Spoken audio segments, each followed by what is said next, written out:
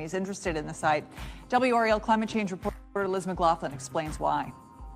Not every North Carolina community is the right fit for a data center. Richmond County leaders believe theirs is.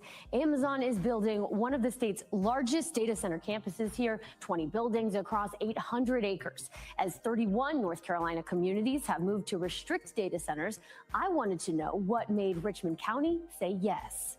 The debate over data centers often revolves around water, electricity, and noise. Richmond County leaders say they weighed those concerns while comparing 47 companies interested in developing a county-owned industrial site before choosing Amazon. And a lot of times it can be much cleaner and better for the environment than some other heavy manufacturing that could come into your area.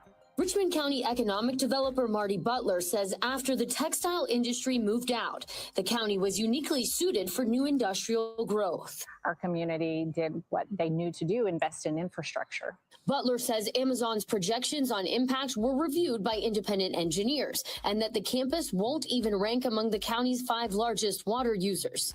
We have plenty of capacity to supply AWS at peak build out in the hottest days of the summer. So water was never an issue for the community. The campus is expected to require about 1,600 megawatts of electricity, roughly enough to power more than 1 million homes. We are very focused on meeting our carbon-free goals as a company. In the last 6 years, we have been the largest corporate buyer of renewable energy in the world. But the growing demand is shaping energy policy, as North Carolina state lawmakers have cited data center growth as one reason for rolling back a carbon reduction deadline and allowing some coal plants to operate longer. Amazon says construction is on schedule. The first building is expected to open in 2027, with the rest of the campus coming online in phases through 2029. Thank you, Liz. Amazon says it's also trying to give water back. The company is partnering on a longleaf pine restoration project in the PD River Basin that says it will return about 422 million gallons of water to local aquifers.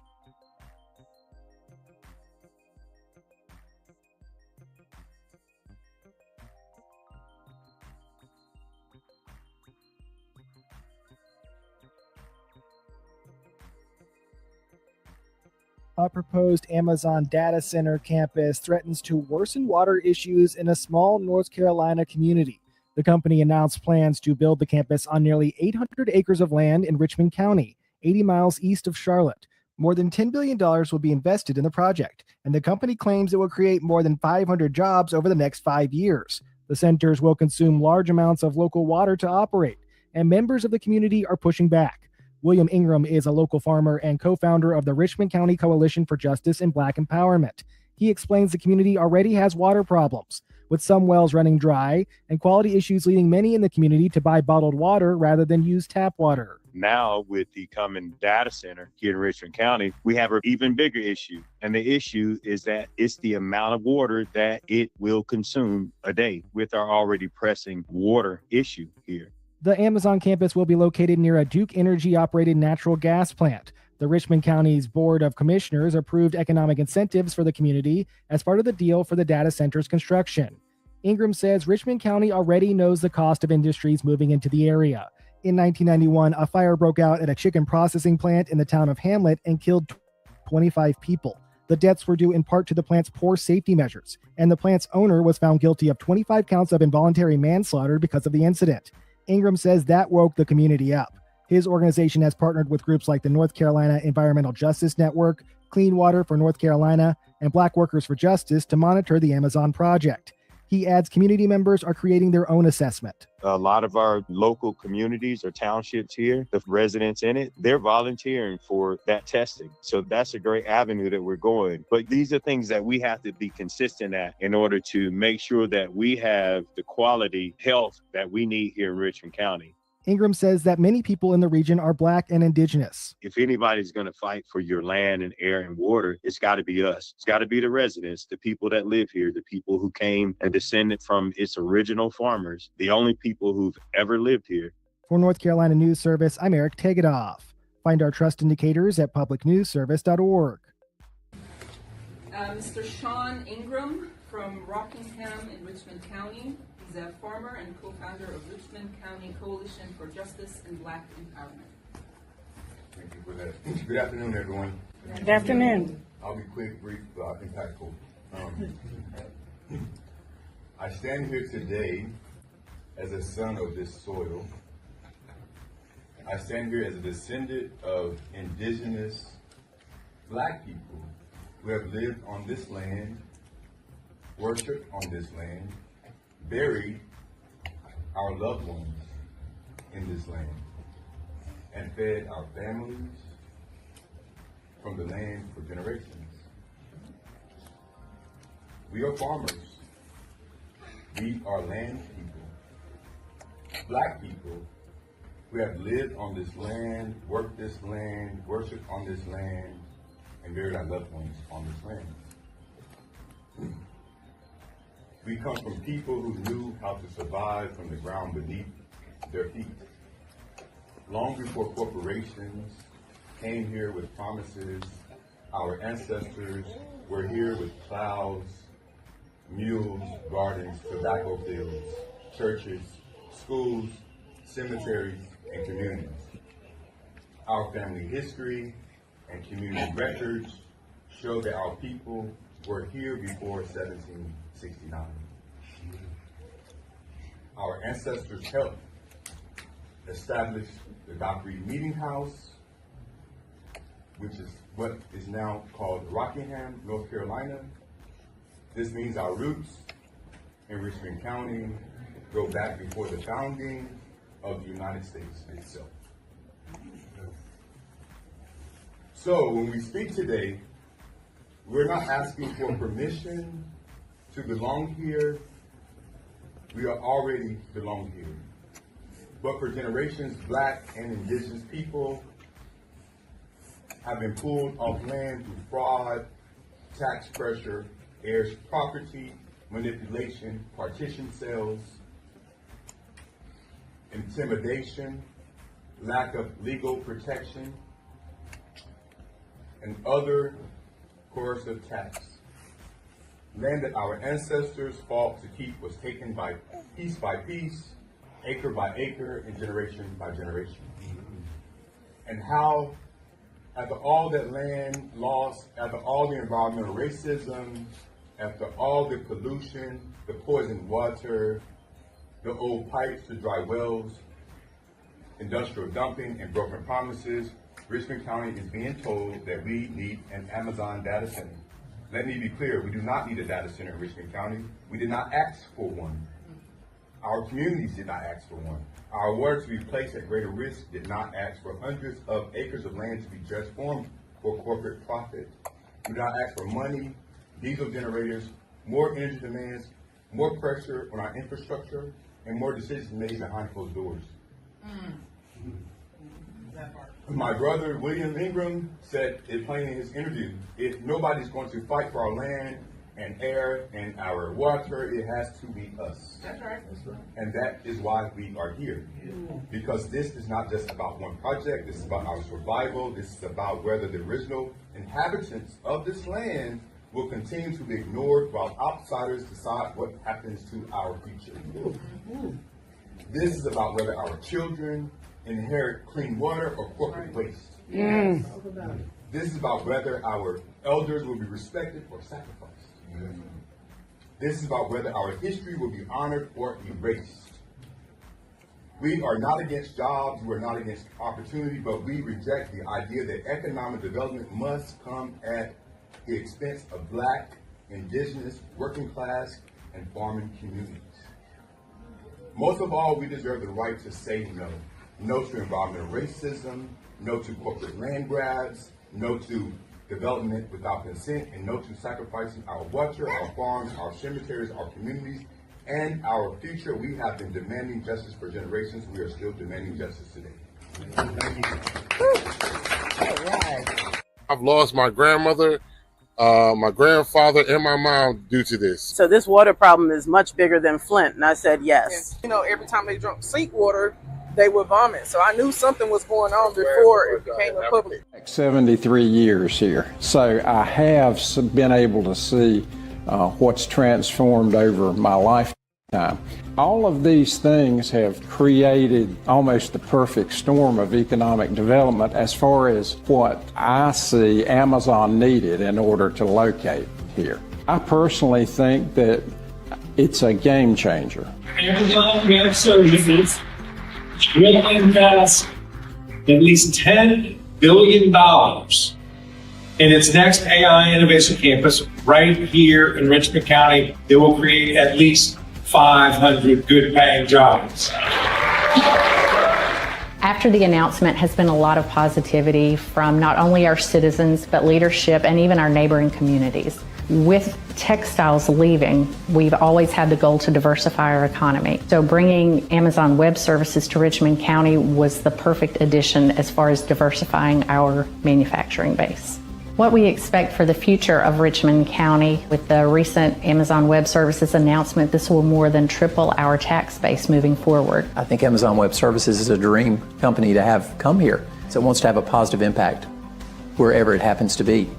It's been difficult for young folks coming up to figure out, well, what can I do here? But I think this is going to allow us to retain so many more, because an industry like this brings hope and it brings opportunity. There will be good jobs here in Richmond County for those who are interested in working with Amazon. There's twofold for me. You know, it was bringing in a transformational economic development project, plus the quality of life and the impact that that alone could have on our future. And I think that's what the residents of Richmond County really maybe don't understand yet. Maybe 5 to 10 years down the road, Richmond County is going to be a different place. We have about 400 kids per class, per grade level. 20 to 30 may go to a 2-year school. That leaves a big population of students that aren't really sure what they want to do when they graduate from high school. So Amazon has provided many opportunities for training for our students in the near future. We have an Amazon fiber optics micro course that will be available for our students. This opportunity is going to provide a lot of career opportunities for students that may not have it figured out yet, but it will help build the future of Richmond County. I know, speaking to some of the employees for Amazon, one of the things they said is, you have seen nothing like this. I think Amazon is going to allow children to now have some stability, especially with the revenue that's coming in. It's all positive thoughts. I mean, it's creating a whole new set of jobs for people. And like high schoolers coming out, they got somewhere to work and things to do. So students can take, whether it be electrician classes, HVAC, whatever. Whenever the data center is being created, they're going to need those positions. So students already get to leave high school, have a job. They don't got to go out to big cities like Charlotte or Raleigh to get a job. So they have a source of income, and I think that's wonderful. As a native of Richmond County, I was very excited when I heard about the Amazon Web Services project coming to town. Everywhere you go, if it's to a place to eat, Amazon is always the topic of conversation. We've seen a lot of ups and downs in this community, just like everybody has. You can already see it, even though we're at the beginning stages, you can already see what's happening here and the revitalization of this community. So just looking forward to the next few years and the growth that we can anticipate here in Richmond County. We have about 400 kids per class, per grade level throughout Richmond County at the high school level. So about 25 to 30% of those students go on to a 4-year school, and another 20 to 30 may go to a 2-year school. That leaves a big population of students that aren't really sure what they want to do when they graduate from high school. So this opportunity is going to provide a lot of career opportunities for students that may not have it figured out yet, but it will help build the future of Richmond County. Amazon has provided many opportunities for training for our students in the near future. We have an Amazon fiber optics micro course that will be available for our students. We've had about 20 to sign up for that, and they are looking forward to attending that opportunity, and they can kind of get an idea of what their career will be like in that field. I'm excited about the fact that Amazon has I'm really excited about the partnership with Amazon. I'm excited about the fact that Amazon has come in already and embraced us and reached out to us to involve us in things. Amazon Web Services did a great job in supporting our technology jamboree back in the summer, which had great attendance and a lot of very helpful information for a number of people. I'm excited about the fact that there are grants already taking place that students are going to benefit from. And I think the thing that I'm most excited about is everything that Amazon Web Services has done so far. They've wanted our children involved. And so for me, one of the most important things is reaching out and doing what we can do for children. And I feel like that will happen, and it's already happening. And so it's a very exciting thing. I think it's important for any small community to want to keep their children in the community. The opportunity to stay here and work here and start families here and contribute to this community and growing this community, to me, is one of the most important things that I feel like is a hope for the future with Amazon coming into the county.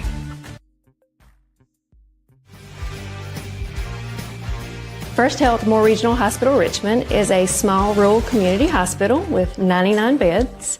We offer a full array of services. We are hoping with Amazon coming to our rural community to bring in much needed jobs, but also that brings in an additional workforce as well for the hospital. It helps recruit and retain qualified healthcare professionals. So there's a lot of positivity with Amazon coming in. Also with it being a data center, that can help us expand into our community with telehealth services, with also other data tools that can help us reach out to other regions with some of the things we can't offer today in a rural setting. We're excited about Amazon coming to Richmond County and this area. I grew up in the region, so I am very excited about this opportunity. The jobs that it could bring, working with the community college and some of the degrees that will come out of the community college, having a vibrant community that has everyone involved. So there's just a lot of positivity that I think is going to bring to our region.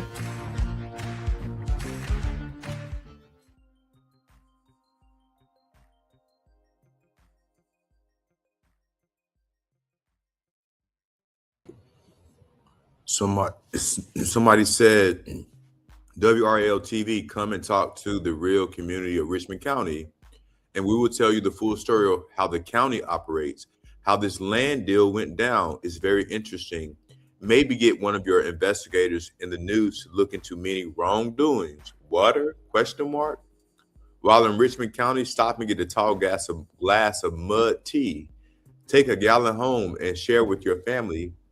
But by all means, listen to what the board says. They are full of, looks like a SHIT emoji.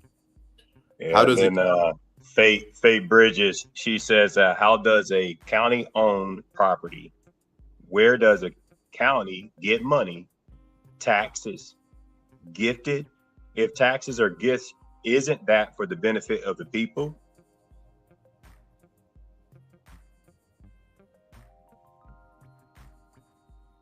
And WRL, do you really believe this information from Marty Butler? Please come back to Richmond County and talk to the citizens, the community, the taxpayers, and the people that approved this data center without appropriately informing the community, the county manager, and the county commissioners. Just because the county owned the property shouldn't mean that they can build something there that is going to put a strain on the natural resources and pollute the air and the water, damage the infrastructure, etc. This is just another scheme by Brian Land to pad his pockets. Someone else says, that's the reason I shared this here. WRL needs to hear our side of it too. We didn't ask for or embrace this. Today is July the 21st, 12:22 currently. And this was a couple of hours ago, maybe about 6 or 7 hours ago.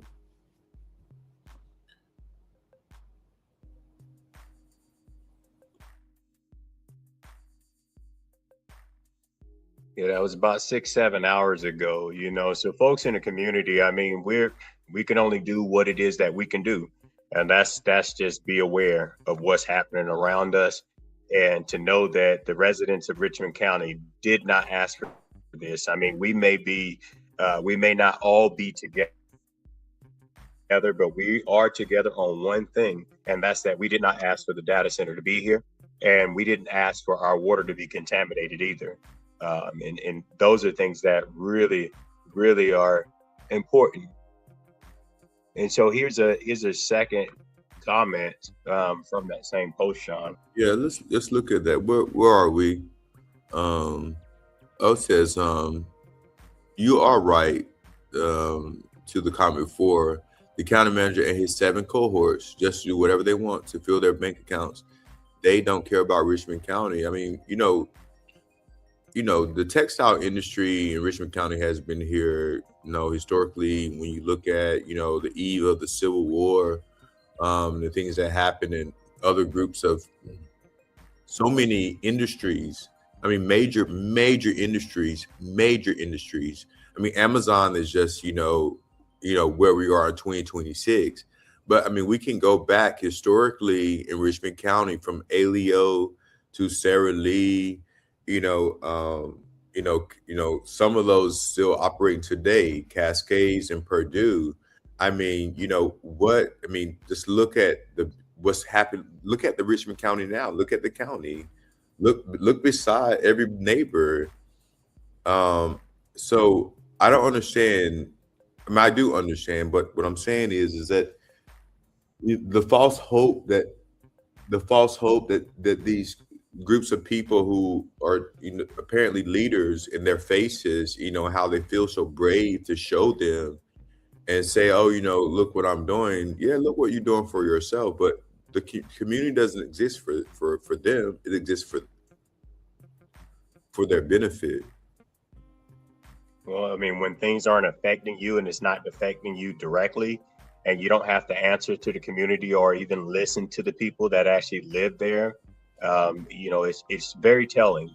And to make these decisions and then to go around and boast about them, I mean, these are things that we could have just taken an educated guess on, or even a common sense guess on when it comes to the water, if we already looked at the water situation.